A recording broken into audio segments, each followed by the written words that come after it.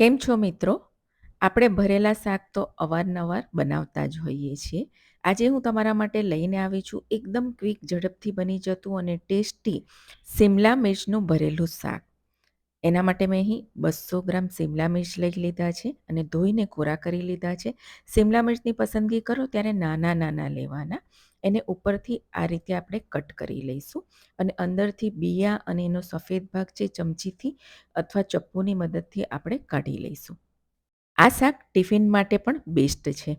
જુઓ, મેં બધા જ મરચાંને કટ કરી લીધા છે ને અંદરથી બિયા કાઢી લીધા છે.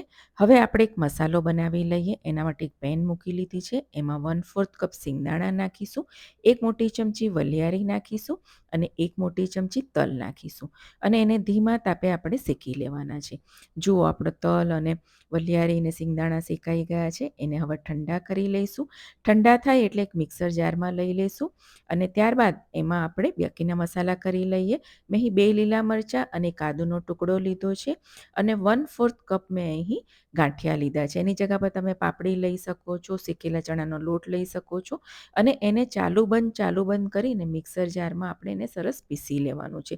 દરદરું રાખવાનું છે, એકદમ પેસ્ટ નથી કરવાની, તમે જોઈ શકો છો. મસાલાને આપણે એક બાઉલમાં કાઢી લઈશું અને એમાં બાકીના મસાલા પણ નાખીશું.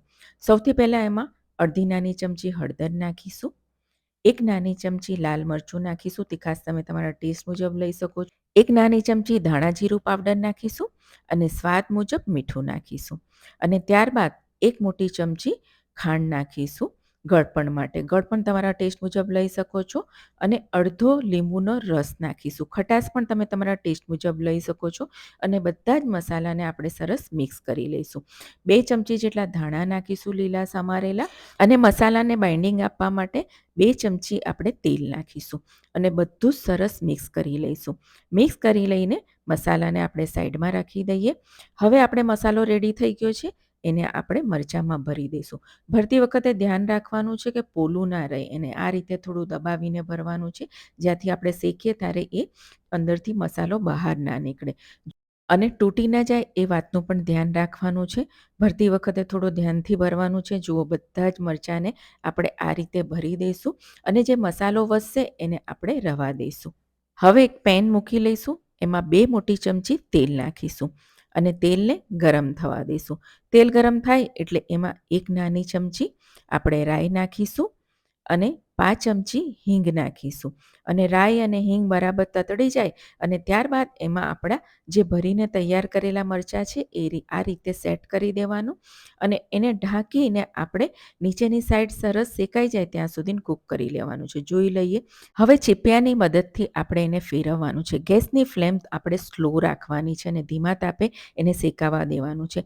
એનું જ પાણી છૂટશે અને આપણા જે શિમલા મિર્ચ છે એકદમ સરસ શેકાઈ જશે. ફરીથી એને ઢાંકી દઈશું અને જુઓ, આ જ રીતે આપણે પલટાવતા રહેવાનું છે ચીપિયાથી અને પલટાવતા બધી તરફથી સરસ શેકાઈ જાય ત્યાં સુધી એને શેકી લેવાના છે. લગભગ આટલા મરચાંને શેકાતા 5 થી 7 મિનિટ લાગશે અને જુઓ, મેં બધી તરફથી ફેરવીને સરસ મરચાં તમે જોઈ શકો છો એકદમ શેકાઈ ગયા છે અને સોફ્ટ થઈ ગયા છે. હવે જે સ્ટફિંગનો વધેલો મસાલો છે એ એમાં ઉપરથી નાખી દઈશું અને એને આપણે સરસ મિક્સ કરી લઈશું.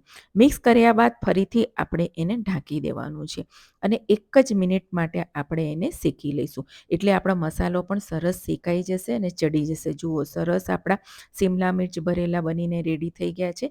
લીલા ધાણાથી આપણે ગાર્નિશ કરી લઈશું. ગેસની ફ્લેમ બંધ કરી દઉં અને હું તમને બતાવું છું. જુઓ, એકદમ સરસ છે. એમાંથી સહેજ પણ મસાલો બહાર નથી આવ્યો. હવે આપણે એને સર્વ કરી લઈએ. મિત્રો, જોઈને જ મોઢામાં પાણી આવી જાય એવું ને ઝટપટથી બની જતું આપણું શિમલા મિર્ચનું ભરેલું શાક બનીને તૈયાર છે. આ શાકને તમે ભાખરી સાથે, રોટલી સાથે અથવા દાળ ભાત સાથે ખાઓ ને તો મજા જ પડી જાય. અને ટિફિન માટે તો આ બેસ્ટ રેસીપી છે. હું તમને કટ કરીને બતાવું છું. જુઓ, મસાલો એકદમ પરફેક્ટ છે. તો મિત્રો, તમને પસંદ પડી હોય તો ચોક્કસથી ટ્રાય કરજો. આવજો.